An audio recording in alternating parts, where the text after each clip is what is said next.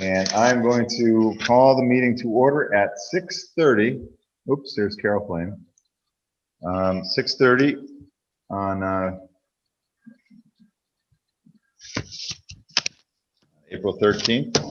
And welcome everyone who's here, Carol and everyone else. And remind everyone we're holding this meeting in accordance with the governor's executive orders via Zoom.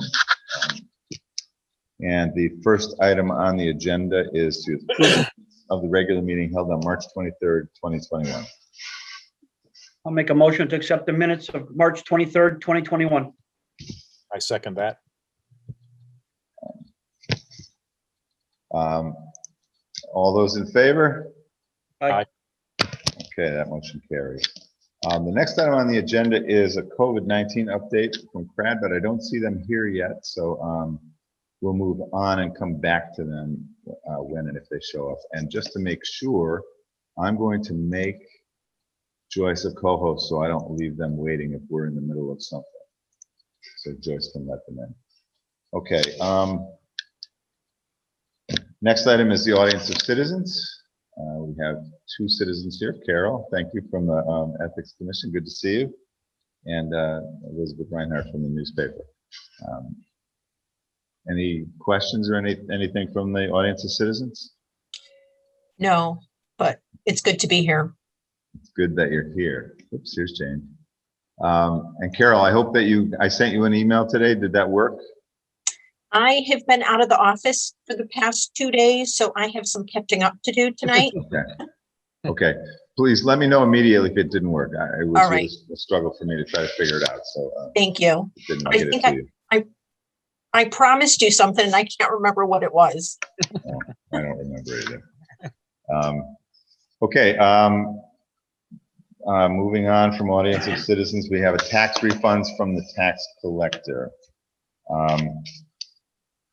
We have 3 refund requests this month. Two from mortgage companies and 1 from a private citizen. They total a number of $439.75. So if I could get a motion to approve the refund request for a total for three refunds totaling $439.75. That'd be great. I make a motion to approve 3 tax refunds in the amount of $439.75. I'll second that. Okay, thanks. All those in favor? Aye. Okay. The next item on the agenda is actually there are 2 items that are the same item. I emailed you guys the resolution and the memorandum of agreement earlier last week, so you can have a chance to look over it. Just by way of explanation to the public, these are resolutions, and if everybody's okay with it, I'm going to try to share the screen. These are resolutions. As we're all aware, we are members of the Connecticut, the Council of Governments, the River Cog. It's in Middlesex County, basically, and a couple of other towns, 19 towns. Part of that Council of Governments is a connection to the Department of Emergency Services. So the Regional Department of Emergency Services works through the COG, especially when it comes to funding any kind of grants. Connecticut is a little weird, as we are all aware, but it's more weird because we don't have county government. We have a individual town government. A lot of federal money wants to go to counties. COGs are more and more becoming considered counties when it comes to fiscal abilities to accept and to obtain grants. What these resolutions are for is to allow me to authorize and execute any grant monies. If our emergency operations department is part of a grant, it will come through the COG. It'll come from the federal government or the state government through the COG to our town. Most of that stuff is regionalized. Like if we were going to do something with Chester, which we're exploring, then we would get that grant. But we need to have a person in position to authorize that stuff to happen when it happens. And we have two resolutions. One, for one reason or another, we never got notified in 2019 and 2020 to have that happen. So we have two resolutions. This is the 2019 one, and we have a 2021 that we need to authorize and to send back to them as soon as we can. If it's okay with you guys, I will read it into the record, and then we can, I'll answer any questions about it, and we can then, if you guys are in agreement, then we'll move it forward. Be it resolved that the Board of Selectmen may enter into with and deliver to the State of Connecticut Department of Emergency Services and Public Protection, Division of Emergency Management and Homeland Security, any and all documents which it deems to be necessary or appropriate, and further resolved that Angus L. McDonald Jr., as first selectman of the town of Deep River, is authorized and directed to execute and deliver any and all documents on behalf of the town of Deep River, and to do and perform all acts and things which he deems to be necessary or appropriate to carry out the terms of such documents, including but not limited to executing and delivering all agreements and documents contemplated by such documents. The undersigned further certifies that Angus McDonald now holds the office of first selectman and has held that office since April 2016. Any thoughts, any questions? No, I'm good. The only thing is I just want to make sure that any money that we do get, we get it. Yeah, of That's course. all.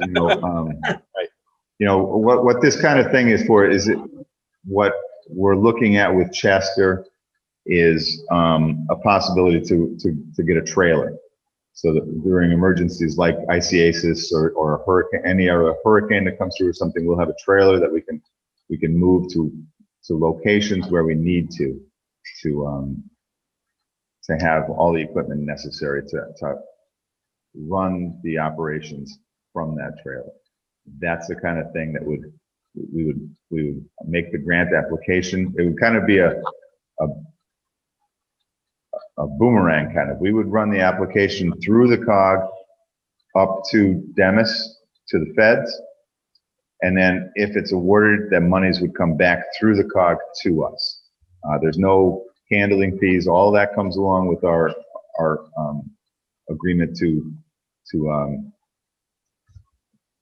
be part of the COG. It's one of the benefits of being part of the COG. And like you said, even though we do have county government, it's not how we operate here in the state of Connecticut. So that the COG operates in lieu of. More and more that is the case, and it's been a big effort to get the federal government to recognize the COGs around the state as counties when it comes to fiscal exchange. Now there's two of them here. The approval of 2019 and 2020. What the approval is, what, 2019, 2020, and then the other one's 2020 to 2021. Is that what? Yep. Let's do our. Yeah. Yep. Okay. Now there's no issue because we were not in the line for any kind of grant. Right. Like that anyway. They just need to have this for. They just need to have it acknowledged that. Yeah. Okay. The example that you gave, Angus, about, looking at a trailer with Chester, Yeah. why wouldn't we consider Essex also, or do they have their own currently?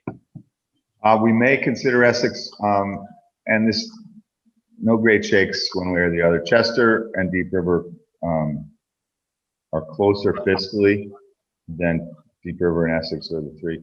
It'd be nice to have one, but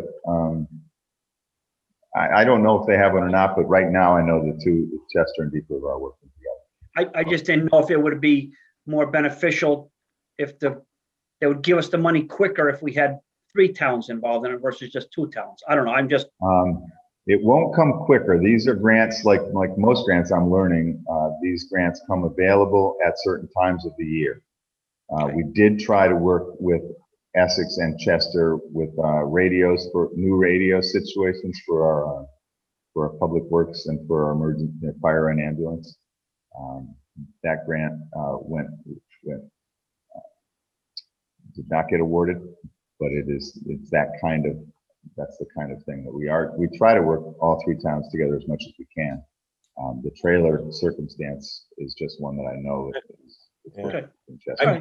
I might be wrong, but I think the fire department might have some sort of an emergency trailer down there in Essex already. Yeah, they might. I didn't ask why. I just, I'm not sure. I might be wrong, but No, I was just curious, that's Yeah. all. absolutely. I mean, I definitely support everything. I was just, more information that we know, it's easier when we're asked by Yep. our citizens, that's all. Absolutely. Yep. okay. So if you want to, we can adopt both. I'm happy to open up the next one and we can do them both together, or we can do them individually, however you would like to. I have no problem doing them together. No problem together. Okay. Let me, They're the same language, just different a year. Yep, that's right. So if that's the case, we can open up, we'll go to item 7 and open that as well, and we'll operate with item 6 and 7 simultaneously. And maybe entertain a motion to adopt the resolution as read into the minutes for both 2019 and 2020. Are you looking for a resolution now? I look for a motion to do that, yeah. Okay, I'll make a motion to adopt the resolution that was read into the minutes this evening for the year of 2019 and 2020. I second that. Okay, all those in favor? Aye. Aye. Okay, I just got a text. Joyce has been corresponding with the River Area Health District, and it appears as if they're tied up with some vaccine clinics, so they may not be here today. I can just give a quick update. And Dwayne and Jim, you guys were both at our earlier meeting with them. So if I leave something out, please put it in there. But they have suspended the Johnson & Johnson vaccines that were scheduled for this week as a result of the United States suspending that or investigation into some side effects that might be coming from that. But the people that have those appointments already, I think there were 200, are encouraged to call and keep that schedule just to confirm that appointment, because there is, I think Moderna is down there on Saturday for the people that have that Johnson & Johnson appointment. They have given, I think there was over 16,000 shots have already been administered from that organization down in Old Saybrook. So they're doing an amazing job. And I can speak to Deep River only. I know that the county and area health district is way ahead of the state and the nation as far as percentages of people that have been vaccinated. But Deep River, the state numbers, which I know are not entirely accurate, but show that virtually all of our citizens over 65 have gotten their shots. And I think a big part of that goes into our community health committee and other volunteers who are helping people to get their appointments. But 18 and up, Deep River is at around 33% who have been vaccinated. So that's a good number as well. Although we certainly encourage people to work with any help you need. Getting an appointment, please call the town hall and we'll help you out. But let's keep on. The more we get vaccinated, the closer we get to back to normal. Yep. Angus, this is Jane Samuels. Hi, Jane. Hi. Do you have any idea about the percentage of the total population of Deep River that's been vaccinated? I have a nephew coming from Michigan and he hasn't been vaccinated.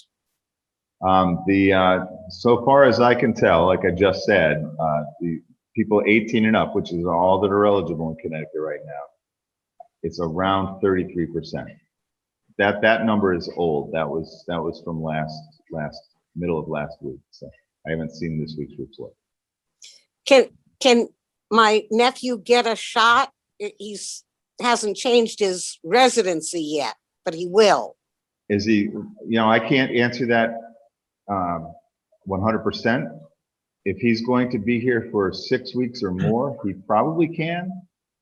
But he's got to be here for both his first and his second shot. He's going to move to Deep River. He's going to live with me. Great. Then I can't see any reason why he wouldn't be able to. Once he Great. becomes a Yeah, resident. establishes residence and then Right. he should be able to. And how does he do establish his residency?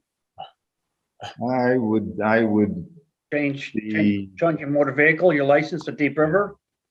Or if he has a vehicle, change the registration at Deep River, I would think.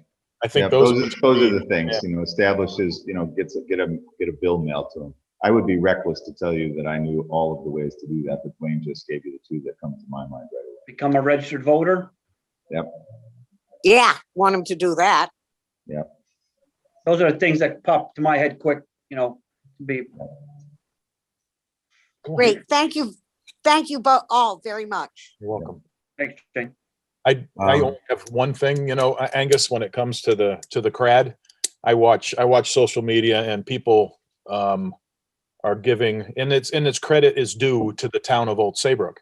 But Absolutely. and they're helping the CRAD unbelievable. But a lot of people are under the impression it's the town of Old Saybrook that's doing it, and they're saying kudos to Old Saybrook. And I remind people that it is the CRAD and the member towns. Yep. They support, and they're doing it with the great support of the town of Old Saybrook and particularly the Old Saybrook Police Department. But to me, it's important that they know that it's not the town of Saybrook doing it. It is our Connecticut River Area Health District that is doing it with the help of Old Saybrook. And, Yeah, I think that's a good point, Jim. I think it is really important to understand that the health district is driving it. But I think that Scott and Sherry would be the first in line to tell you that without the assistance of the town of Old Saybrook, it would be difficult to do. And to CRAD's credit, they worked really hard to establish this process with last year's flu shots. They ran drive-through flu shots last year, and it really was a great way for them to work out bugs as to how to make this work. And it really has become a model for the state, and I want to suggest for the region, not just the state, but New York and New Jersey and Massachusetts too. And I know that, That said, as far as the local pharmacies, I did not do it through Nutmeg, but before I got my shot, I registered with Nutmeg, and they called twice. From I don't know if it was Centerbrook or Higginham. I got 2 calls saying if I needed my shot to call back, and I would do it. And they've been doing a good job locally also, and you don't have to go through a lot of the rigmarole when you do it through them. So it's great big kudos to the local it's getting pharmacists, easier, in particular. but the CRAD, the people down there, they're obviously doing a great job. So Yep. And good job with Essex too. Essex Town Hall, as soon as Nutmeg needed a place to do it, Essex Town Hall had the facility in their gymnasium and opened right up. So good job to everybody as far as that goes. Yeah, I have a friend whose daughter's going in for surgery in like 3 weeks and hadn't been able to get an appointment, and the contact was made with Nutmeg, and Nutmeg bent over backwards, and they were able to, before they shut down the Johnson & Johnson, we were able to get the 1-shot Johnson & Johnson so that she will be 2 weeks into it before she goes into the hospital for an operation. So that's the kind of thing that local, whether it be the CRAD, I'm sure the CRAD would have done the same thing, but it was done through Nutmeg. So that's the small community that we are, and the benefits such that go along with it, So my last thing with the CRAD update or the COVID update would be that to not be too concerned about the Johnson & Johnson discontinuation or delay right now, because this area was not really getting that much. Johnson & Johnson was going to be in Connecticut. It was going to be distributed mostly in the urban areas because it's a 1-shot, one and done. And those were the people that were struggling to get to and from appointments and to have a location. They were going to use vans to kind of go into the city and administer the shots. So I don't think it's going to have a huge impact here in the river, in Deep River, and in our region. But but, you know, like I said, I think Carol just sent the chat, but, it's a website. I don't know how to share that, but a COVID vaccine finder.ct.gov. I Yeah. think, you know, you can find a lot of that information, like we say on our website, like we say whenever we try to send a message out. The CDC and Department of Public Health are the websites to go to. Even CRAD's website can direct you right to the places to go, and look on our website, and there's there too. But let's keep working. I'm a little discouraged by the numbers in Deep River have not really gone down. We're still usually in double digits with active cases. And what did we learn today? Most of the cases now in the region are the variant 117. So it's kind of moved a little bit. But so everything else that's going on, we're going out to bid for some paving this summer. We're going to do some work on the front of the town hall before the summer's over, before school ends. The school roof is scheduled for some work, hopefully all the work. That depends on funding from the state. Bless you. God bless God you, bless. Jane. Bless you. And that's it for me. If anyone has any other questions, we have a couple more minutes, but the public, it's time to start the workshops. The West Elm Street Bridge project, what's the status of that? Fred, okay, thanks. That is still scheduled to start on June 26th, I think, but it's immediately following the close of schools. They will close that road through traffic. Right now it is scheduled for 69 days of work, but I know Dwayne and I are trying to communicate with both the contractor and the state to try and accelerate that in any way that we can. But that bridge will be back open again before school starts up at the end of August. Okay, so what were the dates again? That was June 29th? I want to suggest, I don't have it on the top What of were my the head. dates? I don't have it on the top of my head, Fred. I'm looking at my calendar.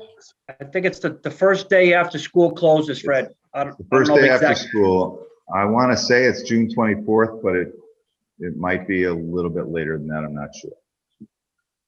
And 69 days. And how many days to complete? 69 is what's scheduled. And how many days to complete? 69. Fred. 69 days, you said? Yes.